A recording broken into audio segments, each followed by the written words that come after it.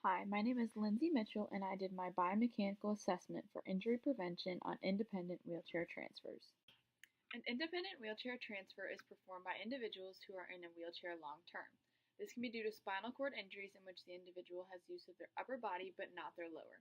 A full-time wheelchair user performs 15 to 20 transfers per day for bathing, hygiene, and driving, and that unfortunately leads to a lot of stress on the upper limbs. My goal is to break down the overall transfer movement from a wheelchair to a secondary surface and to describe what areas of the body are affected most. I'll then explain how training can increase an individual's efficiency when performing the transfer and overall making it safer to do. Finally, I'll break down the transfer assessment instrument, which is a quantitative biomechanical assessment method used to rate a wheelchair user's ability to perform a transfer on a scale of 1 to 10.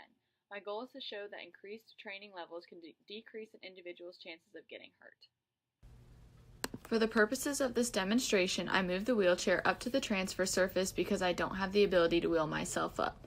The proper breakdown involves scooting the trunk of the body towards the edge of the seat, placing the feet in a stable position on the floor, then leaving the trailing hand on the initial surface while the other hand reaches towards the target surface.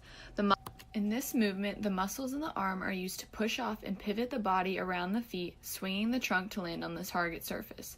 The three joints affected are the shoulder joint, elbow joint, and the wrist joint.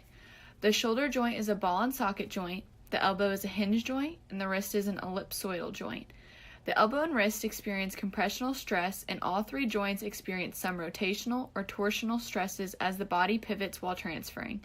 A compressional stress results from a load that acts in a direction to push the molecules of a material more tightly together at the analysis plane.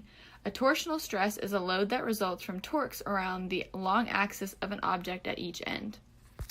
In class, we discussed Wolff's Law, which states that a bone changes external shape and internal composition in responses to stresses acted on it. When a tissue has large amounts of stress exerted onto it, it will hypertrophy and get bigger, while tissue that has little to no stress exerted onto it will atrophy and get smaller.